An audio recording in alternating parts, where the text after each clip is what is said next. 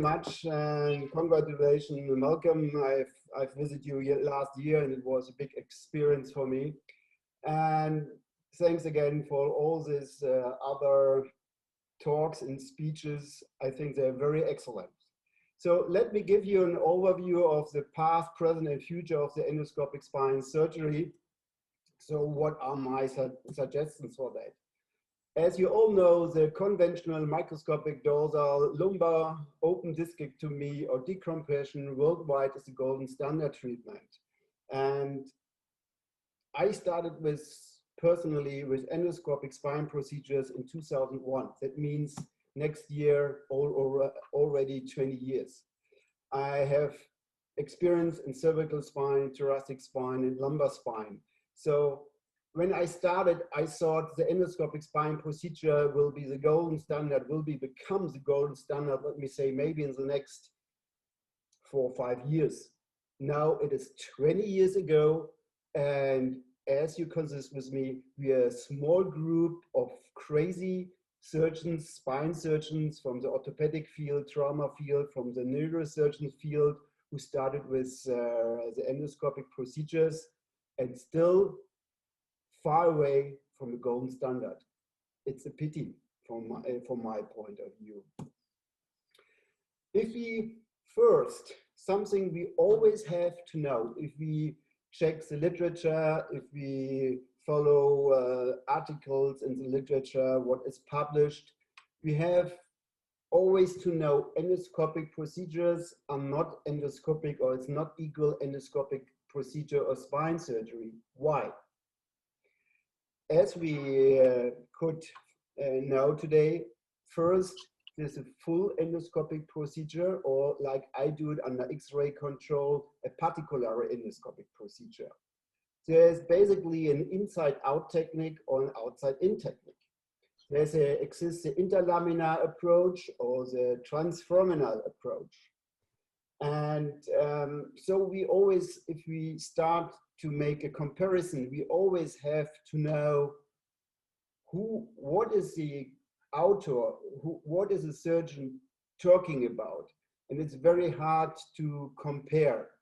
And at least all over this, there is still the worldwide, still golden, let me say, fucking standard, the open microscopic decompression or surgery.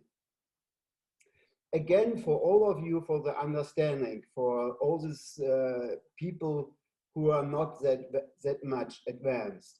If we talk about outside in and inside out, I have published inside means inside the disc.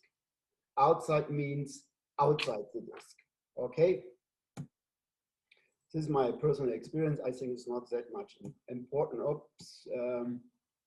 First, for many surgeons who wants to start, there's a disadvantage. First, if I follow and if I look back to this very nice talks I have seen this morning, sure, we all have to know and we have to consider these techniques are very demanding. You have to do everything under fluoroscopic control. If you do it under local anesthesia, the patient is awake. Not every surgeon of us goes conform with it. You need a special anesthesia team or equipment, and you need a special instruments and equipment. The advantage, but for me personally, is that we can perform this kind of spine surgery in local anesthesia. A lot of my patients, they don't want a general anesthesia. And from my point of view, almost there's no need. The problem is here in Germany, for the anesthesiologist, a procedure in local anesthesia is not well and not good paid. General anesthesia is almost much better paid. So a lot of anesthesia and a lot of surgeons, they perform procedures like that, like we had talked this morning about it in general anesthesia. From my point of view, over these years, it is less of complication. I have, like everyone considers with me and think that's right, I have a much faster recovery, less scar formation, and mainly less failed back cases. So if we look about the interlaminar and transforaminal approach, as a lot of guys from you know, like Harrison King, and I'm a fan of the transforaminal approach. The transforaminal approach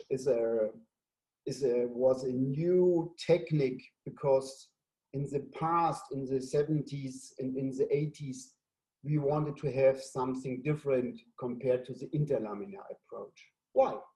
The interlaminar approach still gives a lot of problems because the main pathology, except for stenosis, central stenosis, are in the ventral epidural space. And if we come from the interlaminar approach, so at first what we see is the dura, so maybe dura leakages, maybe we perform complications, bleedings, and with the endoscopic procedure, you have complication and you have to convert in an open procedure. So this we should keep in our mind. I don't want to say it's a bad access or approach, but it gives us much more trouble and much more problems than the transforaminal approach. For example, the ligamentum flavum, we do not have to extract. Okay, bone resection. There is almost no bone resection except for the outer part of the processus articularis super area. Okay, there is absolutely no instability risk. So even me, I'm operating patients with spondylolisthesis. It's perfect because I do not create any more instability. If you do perform a posterior approach, there's always a risk that you perform an instability. Yeah, bleeding problems. Sure, it was bleeding in more than 9,000 cases I have performed, but I never got a problem with that because it is always compressed. I do just a dilatation from the lateral side. It's not like if you do it from the posterior part and you have destructive muscles and you may have a bleeding problem. And all these other cranial sequestrated herniations with transforaminal approach, it is easy. You are there. If you do it from the interlaminar, you have to remove too much of the lamina, etc., etc., etc. So, what is the main family? I think, like you see on my screen, the microdiscectomy, even the distant technique, from my point of view, it is my personal point of view, it's old-fashioned, okay?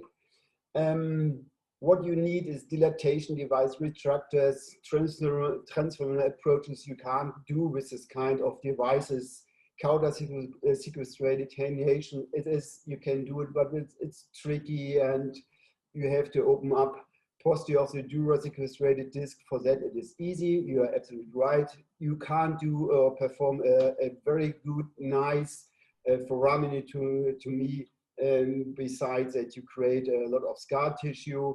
So cervical spine, it is almost impossible. Let me say something like that. Spinal implants, okay, from the posterior part you can do, but as we saw this morning, even transforaminal, it's easy to do, and you have no disposable. So then, since Cambin, everyone knows the Cambin triangle. This is an excellent transforaminal approach.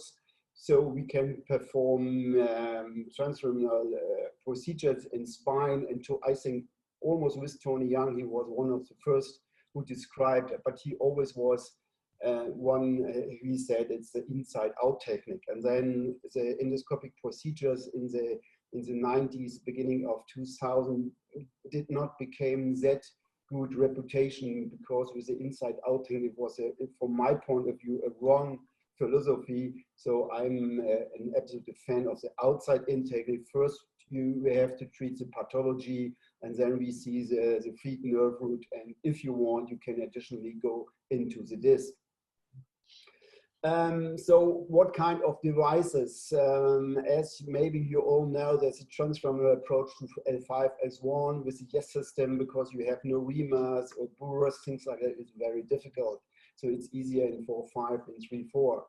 Cauda sequestrated disc herniation, sometimes if you're a lucky guy, you can get it, but it is with YES and the vertebral system very difficult. And it's the same with cranial sequestration. I don't want to read what you can read by yourself, but as you see, a lot of things are almost impossible. So then Thomas Hoagland, unfortunately, he died almost 5-6 years ago.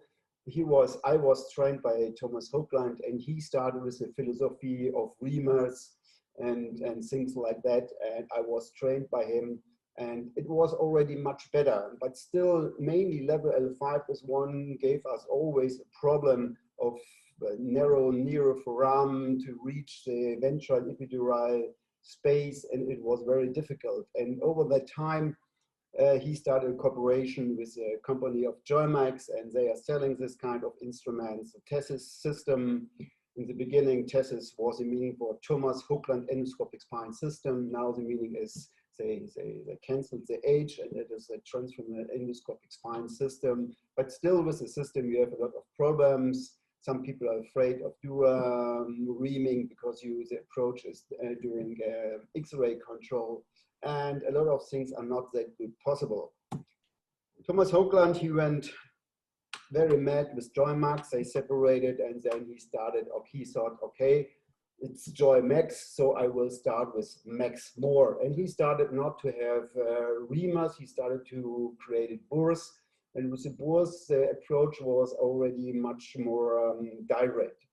And the idea was that I was in Varna, in Bulgaria, and I had patients, I had a live surgery in this country, and I had a lot of problems with the classical TESIS technique to reach the L5S1 system. And I start to stain my nail, and I put the stain my nail through the outer part of the processus articularis, and then I start with reamers, and then the idea became with burrs.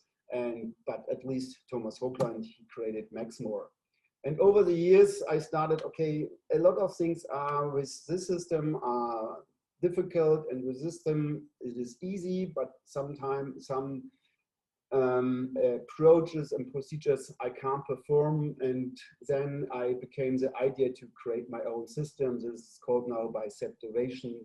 And with this, as you see on the right side, you can do everything in spine. Depends on what is your favorite, interlaminar, transforaminal, all these things. So at least, like always, the philosophy, if we talk about easy disc herniation, remove much as necessary and less as possible. I'm a favorite of the outside-in technique, first to treat the pathology and then the disc. And at least reamer and or drill are necessary if you want to reach any part of the spine until the thoracic spine. The freed nerve should be always visualized, and if you teach this kind of technique, this is very important to teach it also to our scholars. The fluoroscopic control of the forceps should be necessary and be done always. So take home, for me, it is in side position or in prone position, you can perform this kind of procedure. I think if you perform it in local anesthesia, if you perform this kind of procedure in local anesthesia, then I think the lateral position is better than the prone position, because with the lateral position, there is a better communication of the anesthesiologist and the patient. If you do the X-ray control, sorry for that, it's running alone, you should always check that you have an orthogonal view. And what are the limitations? This is very important. You can't do everything with a transfemoral approach. I know. For example, dorsal or posterior sequential disc herniation I had 2 weeks ago. It was very difficult, and so I convert into interlaminar, not very known in that, and I don't like it very much, an interlaminar approach. Central stenosis, I tried to treat it with a transfemoral approach, but to the contralateral side, it's always very difficult. If you have large cyst, I think also the transfemoral or interlaminar approach is not that good, because as you all know, as neurosurgeons, we have a high recurrence rate of cyst. If it's a small cyst, is an elegant approach. Intra or dural tumors, in a transfemoral approach is very difficult, but always interlaminar it's possible. And also disc herniation higher TH6 is transfemoral not possible from my point of view. And the future, what's next? I think the next we already heard in this morning, and I had a publication published last year or 2 years ago about the past, the present, and the future. I think central lumbar stenosis, like the UBE technique, is a serious option from my point of view, but you still have some complications. We should try to find a way to treat it. What I created is a trafolift, that means a transfemoral interbody fusion, like the speaker before, he made also through the Cambion triangle some interbody fusions. I think this could be a very nice indication if you do not have to deal anything with stenosis or with a central spinal channel. Also, the endoscopic nucleus replacement could be an option, and the three-dimensional visualization, I saw already some experience, could be a very nice tool for the future. And please take home note, not everything what's new and what we saw this morning, from my point of view, makes sense, but it gives maybe new ideas for better treatment of our patient. So thank you for your attention. And again, Malcolm, thank you for organizing this very nice meeting. And this time it's very hard through the webinar to have talks and like that. You don't know how many people are listening, but thank you very much. There are hundreds of people who are listening. You're live on YouTube also. Thank you very much for your talk, sir. We are honored to have a senior member like you with us.